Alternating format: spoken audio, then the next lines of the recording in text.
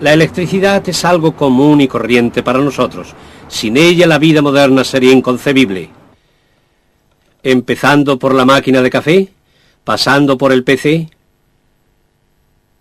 o por la lámpara y llegando hasta las fábricas industriales.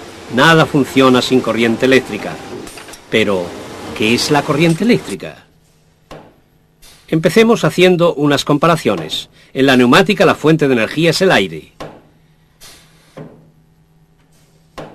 Y en la hidráulica la fuente de energía es el aceite.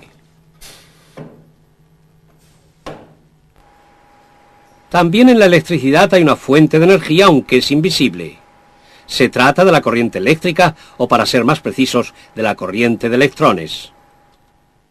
Hay tres términos que todos conocemos y que definen la corriente eléctrica: tensión, intensidad y resistencia. La tensión eléctrica es identificada con la letra V y se mide en voltios. En todos los aparatos eléctricos se indica la tensión que necesita para funcionar. La intensidad es identificada con la letra I y se mide en amperios. El dato correspondiente indica la cantidad de corriente máxima que puede consumir, por ejemplo, un motor. La resistencia, por su parte, es identificada con la letra R y es medida en ohmios. Este valor indica la resistencia que un elemento consumidor, que a la vez es conductor, opone al paso de la corriente.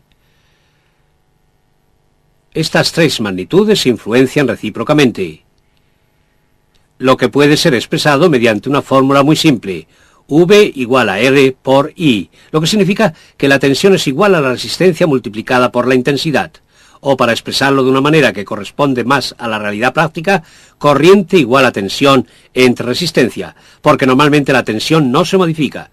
Esta fórmula tiene un nombre, se trata de la ley de Ohm. Fijémonos en el siguiente experimento. Los elementos blancos son los conductos eléctricos. La tensión es de 24 voltios.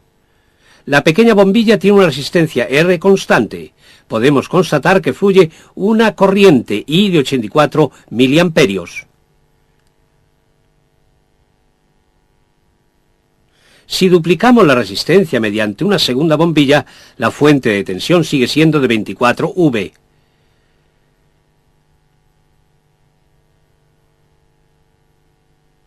Pero las dos bombillas que consumen corriente y que están conectadas una detrás de la otra provocan una división de la tensión en función de sus respectivas resistencias. Vemos que obtenemos 2 veces 12 V. Las bombillas ahora tienen una luz más tenue, ya que la corriente también ha sido reducida a la mitad, alcanzando ahora 41 miliamperios. Esta es precisamente la desventaja que tiene la disposición en serie. Tratándose de una conexión en paralelo, tal como vemos aquí, la situación es diferente. Dado que cada bombilla forma con la fuente de corriente su propio circuito, cada una dispone de la totalidad de la tensión.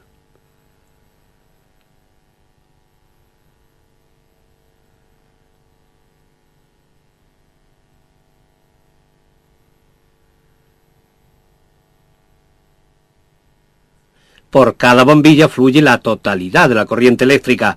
Las dos bombillas se iluminan con la misma intensidad que se iluminó la bombilla sola al principio del experimento. Esta es la razón por la cual normalmente solo se usan conexiones en paralelo en sistemas eléctricos. Ya hemos dicho varias veces que fluye corriente, pero ¿por qué fluye? ¿De dónde viene y hacia dónde va? Utilicemos un acumulador como fuente de corriente. Vemos que tiene dos conexiones, o para ser más precisos, dos polos, un polo positivo y un polo negativo. Si conectamos una bombilla a uno de los polos, no sucede absolutamente nada. Solo si también conectamos el otro cable al segundo polo, se enciende la bombilla, porque ahora está cerrado el circuito, por lo que la corriente puede fluir. Además, no importa cómo se conecte la bombilla, puesto que se ilumina dando igual qué cable se conecta con qué polo. Lo único que importa es la diferencia de tensión existente entre los polos. Pero, ¿por qué se enciende la bombilla? ¿Por qué varía la intensidad de la luz? Estas preguntas también las podemos responder recurriendo a la ley de Ohm. La espiral de la bombilla tiene una resistencia que por lo pronto supondremos que es constante. Siendo la tensión de 12 V, fluye una corriente de 41 miliamperios. La resistencia de rozamiento provoca un calentamiento de la espiral cuando pasa la corriente hasta que se pone al rojo vivo. Si aumentamos la tensión a 24 V, la corriente se duplica a 84 miliamperios, lo que significa que ahora pasa la doble cantidad de electrones por la espiral, con lo que ésta se calienta aún más. Así la bombilla se ilumina con mayor fuerza. Hablemos brevemente de la potencia eléctrica. Las dos bombillas reciben corriente de la misma tensión, pero aún así una se ilumina con más fuerza que la otra. La razón es que la toma de corriente es diferente. La bombilla menos clara es de 25 vatios, por lo que fluye menos corriente que a través de la bombilla más clara, que es de 60 vatios. El vatio es la magnitud de la potencia eléctrica y es el resultado de la multiplicación entre la tensión y la intensidad. Todas las unidades consumidoras de energía eléctrica que funcionan según este principio y que ofrecen luz y calor son denominadas consumidores óhmicos.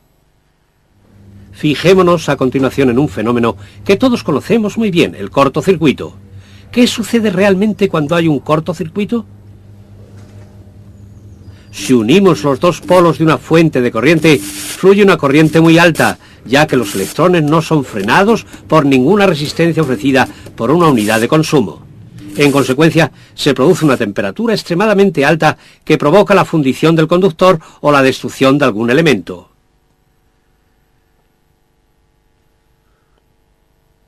¿Cuál es la solución? Integrar fusibles en los circuitos de corriente.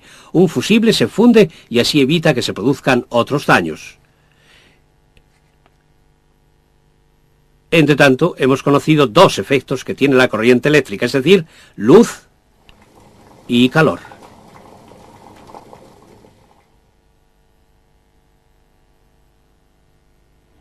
Otro efecto importante que tiene la corriente eléctrica es la generación de campos magnéticos.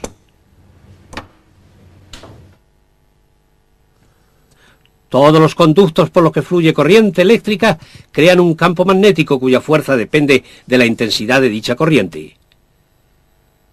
Al devanar el cable para formar una bobina, el campo magnético es mucho más fuerte en su interior. Ahora la fuerza del campo magnético ya no depende solamente de la corriente, sino también de la cantidad de espiras. Si a esta bobina le agregamos en su interior un núcleo de hierro dulce, aumenta considerablemente la fuerza del campo magnético. Este es el principio que hace funcionar a los electroimanes.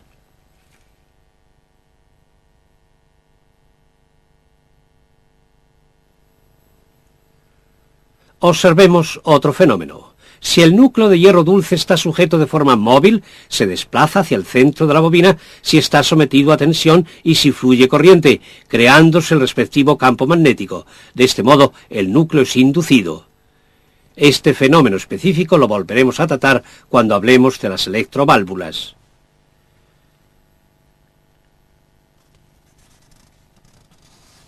Los campos magnéticos son la forma de energía eléctrica más frecuente en la electroneumática y la electrohidráulica, ya que aparecen en los relés, los contactores electromagnéticos y en las electroválvulas. Se trata de consumidores inductivos, a diferencia de los consumidores óhmicos. A propósito, los motores eléctricos también son consumidores inductivos.